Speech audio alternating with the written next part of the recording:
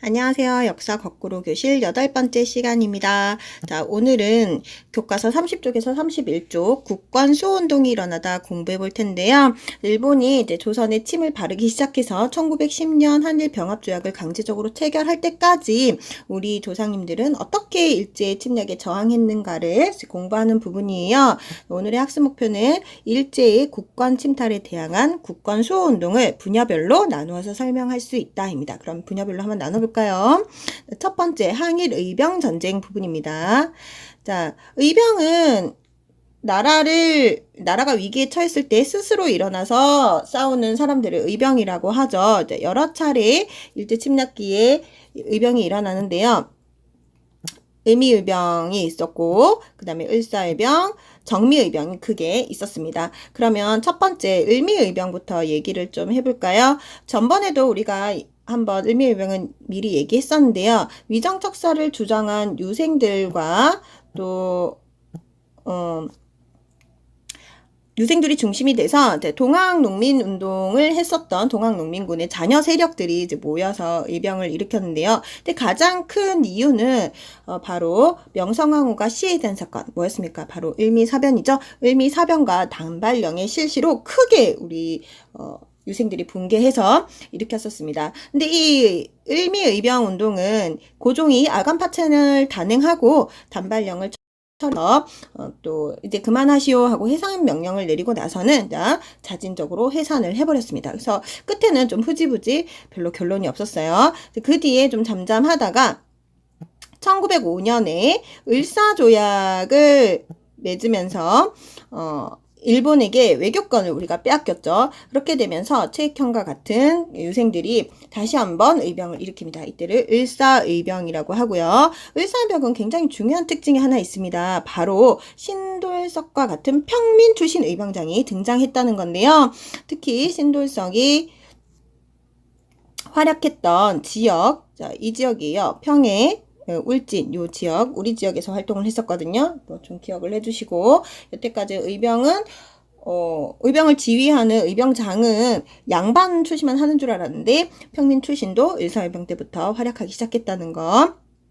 근데 이 뒤로 의병 전쟁이 더욱더 확대가 됩니다. 계기는 바로 헤이그 특사 사건을 구실로 일제가 고종을 강제 퇴위시켰었죠. 이 강제 퇴위와 그 뒤에 이은 군대 해산으로 인해서 더욱 확대가 됩니다. 이때를 정민연이라고 해서 정미의병이라고 하는데요. 때 강제로 해산된 대한제국의 군인들이 의병에 가담을 합니다. 군인들은 전문적으로 군사 훈련을 받은 사람들이죠. 그래서 이 사람들이 이 의병에 가담하게 되면서는 전투력이 아주 크게 향상이 돼요. 자, 그리고 나서는 점점점 이게 규모가 커지니까 1907년 말에 전국의 의병 지도자들이 연합해서 13도 창의군이란 걸 결성을 합니다. 이거 의병 연합이라고 생각하시면 돼요. 그래서 이 의병 연합인 13도 창의국은 우리 서울로 공격을 가서 진격을 해서 우리나라를 구해내자 이렇게 하는 서울 진공 작전이란 걸 펼쳐요.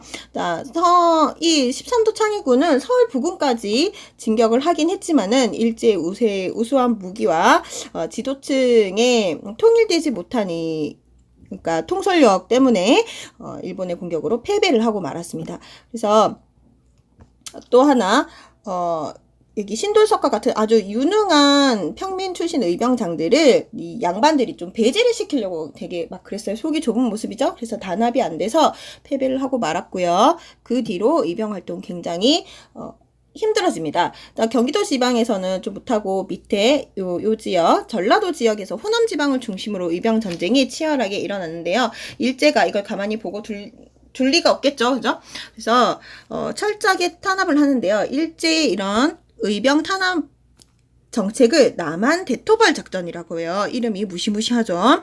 자, 일제 어떻게 탄압을 했냐면 여기 전라도 지역을 바다하고 그 다음에 육지를 할 것 없이 일본 군으로 쫙 감싸요. 그리고 바깥에서부터 의병을 청소해서 점점 가운데로 모여오는 겁니다. 토끼몰이 하듯이. 그렇게 해서 아예 남한 지역에서는 의병의 싹을 말려버리겠다라는 심정으로 공격을 해댔습니다. 그래서 결국에는 나라 안에서 의병들 활동이 좀 어려워졌고요. 자, 일부가 북으로 이동해서 연해주나 만주에서 무장 독립투쟁을 그 뒤에 이어나가게 됩니다. 자, 이 사진은, 의병 전쟁 말기에 이제 일제에 의해서 붙잡힌, 체포된 의병장들의 모습이고요. 여기는 이제 우리 한반도 내에서 마지막으로 잡혔던 의병장 최응원의 모습이에요. 또 우리 조상님들이 이렇게 노력을 해서 우리나라를 지키려고 했었습니다. 우리 교과서 역사 1기에 이제 나와 있는 부분인데요. 의병들이 어떤 심정으로 이 열악한 상황에서도 의병 운동을 일으켰는가를 알 수 있습니다. 여기 마지막 줄 한번 볼게요. 의병들이 이제 외국인 기자와 인터뷰를 한 부분인데요. 우리는 어차피 죽게 되겠지요. 그러나 좋습니다. 일본의 노예가 되어 사느니 차라리 자유민으로 죽는 것이 훨씬 낫습니다. 그렇죠. 절대로 우리 이 후손들을 그리고 자기 자신을 일본의 노예로 만들지 않겠다는 의지가 활동에 담겨져 있습니다. 자, 그러면 이제 두 번째 분야 항일 의거 활동 한번 볼까요? 자, 항일 의거를 펼치다. 이 의사조약 이후 나라 안팎에서 매국노와 침략의 원흉을 차단하려는 의거 활동이 일어납니다. 자, 직접적으로 개인적으로 혹은 작은 단체를 만들어서 침략의 원흉들, 일본 사람이든 우리나라 사람이든 나라를 잃게 만든 사람들에게 복수를 하는 거죠. 일단 가장 대표적인 사람, 나인영 혹은 나중에 나철이라는 이름은 또 등장합니다. 나인영, 오기오 같은 사람들은 자신해라고 하는 오적 암살단을 만들어요. 오적은 바로 을사조약 때 우리나라 대신 대부분은 반대를 했지만 이 사람들이 5사람이 찬성을 하고 을사조약에 사인을 한 사람들입니다. 바로 이완용, 이근택, 권중원, 박재순, 이지용 이런 사람들인데요. 이런 사람들을 나라의 적이라고 해서 을사오적이라고 해요. 이 자신에는 을사오적을 처단하기 위해서 오적 암살단 활동을 벌였습니다. 다 죽이지는 못했지만 그래도 그만큼 원한이 깊었다는. 자, 미국에서는 전명훈 장인환 의사가 일본의 한국 지배를 찬양한 스티븐스를 사살합니다. 스티븐스 누군지 혹시 기억나세요? 전에 고문 정치 할 때 일본에서 파견한 외교 고문이죠. 근데 이 사람 미국 사람이면서 일본 편을 너무 많이 든 거예요. 일본 너무 좋아해요. 미국에서도 일본 사람들이 한국을 지배하는 걸 한국인들 너무 좋아한다. 일본이 한국을 지배해야 한국이 발전한다. 뭐 이런 헛소리를 막 하고 다녀요. 그래서 이 소리를 들은 미국에 가 있던 전명훈 장인환 의사가 너무 열받아서 총으로 빵 쏴서 죽여버린 거죠. 자, 그 다음 아직 이제 시체를 찾지 못해서 굉장히 안타까움을 남기는 우리 안중근 의사입니다. 안중근 의사는 을사조약 체결을 강요한 우리 초대 통감 이토 히로부미를 만주 하얼빈에서 처단을 합니다. 그래서 한국인들이 얼마나 일본의 지배를 받기 싫어하는지를 몸소 보여주셨었죠. 나중에 이제 일본 일제에 의해서 붙잡혀서 리순 감옥에서 안타깝게 돌아가시긴 했지만은 우리 민족의 의지를 강하게 보여주는 사건이었습니다. 또 이재명 선생은 친일 매국노인 이완용을 습격해서 중상을 입히는 활약을 하셨어요. 자, 이재명 의사이고요. 여기 매국노 이완용의 모습이죠. 그리고 안중근 의사입니다. 자, 안중근 의사의 유명한 선도장인데요. 여기 보면 약지가 잘려져 있죠. 안중근 의사가 참여했었던 단체 이름이 단지회라고 해요. 단지회는 끈을 딴 손가락지. 자, 손가락을 끊어서 혈서로서 한국인으로서 한국을 지키겠다는 맹세를 한 그 단체이고요.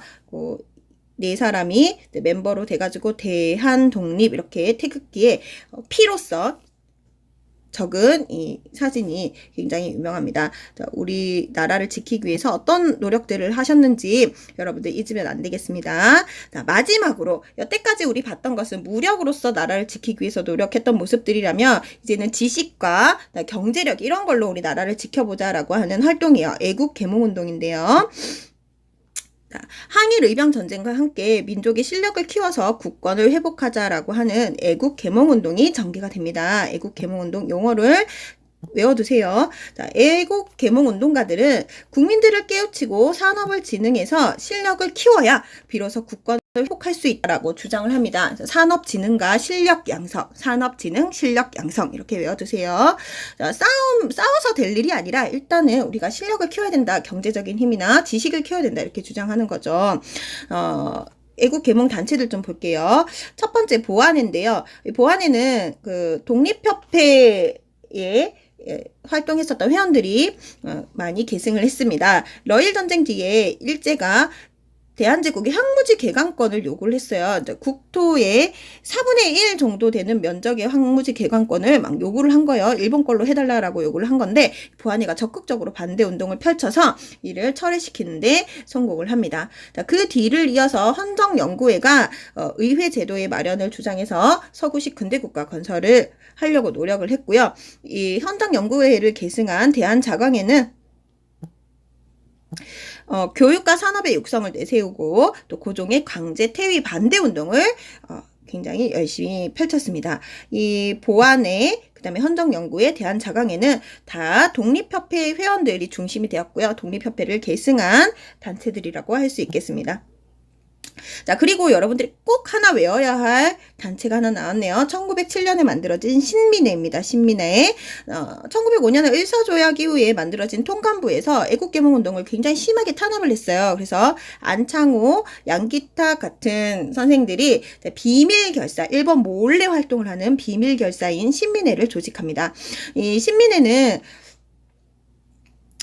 민족의 정치의식을 또 고취하고 그다음에 우리 민족의 국권 회복, 또 공화 정체의 근대 국민국가 건설을 이제 목표를 한 조직인데요. 우리나라의 독립을 위해서 대성학교와 오산학교 같은 학교를 세워서 일단 민족 교육에 힘을 썼고요.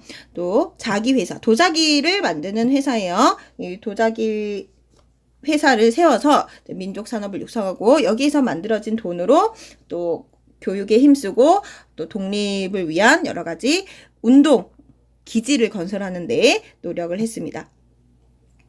또 자기 회사와 함께 그 자본을 마련하기 위해서 운영한 회사가 바로 태극서관인데요. 서점이죠. 이거 조금 교과서에는 없지만 여러분들 좀 적어주세요.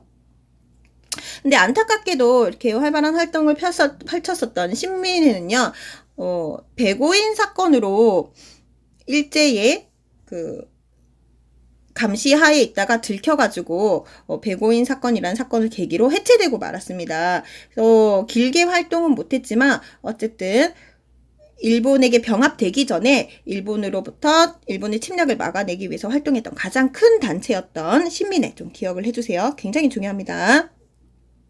자, 또 한편으로 이제 경제적인 부분에서 구국운동이 일어나는데요. 일제가 대한제국에 근대시설을 설치해야겠으니 너네 우리한테서 돈 좀 빌려라 라고 하면서 차관을 강요해요. 이때의 차관은 국가를 상대로 돈을 빌리는 거, 한마디로 말하면 나라빚이라고 할 수 있죠. 이 나라빚인 차관을 일본으로부터 빌려라 라고 강요를 했어요. 일본에서 돈을 많이 빌리면 일본에 빚을 져 있으니까 일본에게 대한제국 마음대로 할 수가 없죠. 굉장히 불리한 위치에 서게 됩니다. 그래서 이런 일본의 차관 강요에 반대해서 일본의 진 빚을 갚아서 일본의 침략을 막아내자라고 주장하는 국채보상운동이 일어나요. 그때 대한제국의 1년 예산에 맞먹는 1,300만 원의 빚을 이미 지고 있었기 때문에 이거 빨리 갚아버리고 일본한테서 재정적으로 독립하자라는 의미의 운동이었습니다. 서상돈, 김광재 같은 사람들이 이제 대구에서 국채보상기성회라고 하는 단체를 만들고 전국적으로 운동을 펼쳐나가요. 대구에 가면 국채보상운동 기념비가 있고 국채보상운동 공원이 있어요. 선생님 옛날에 이 공원에서 선생님 남편한테 이제 고백을 받았었는데요. 역사 선생님 커플답게 역사적인 장소에서 첫 고백을 받았던 기억이 갑자기 막 나네요. 자, 어쨌든 이 국채보상운동, 남자들은 술이랑 담배를 끊고 그 돈을 모아서 기부를 하고요. 또 여자들은 비녀 반지 같은 이런 귀금속을 모아서 막 적극적으로 참여를 했었는데 결국 일본의 탄압과 방해로 중단이 되고 말았습니다.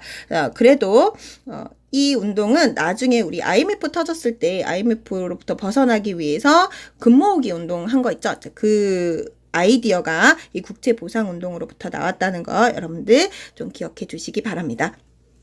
자, 오늘 여기까지 국권수호운동 얘기를 좀 해봤어요. 항일의병전쟁, 항일의거, 애국개몽운동까지 이 내용 가지고 우리 수업 시간에 재밌는 활동으로 만나요. 수고하셨습니다.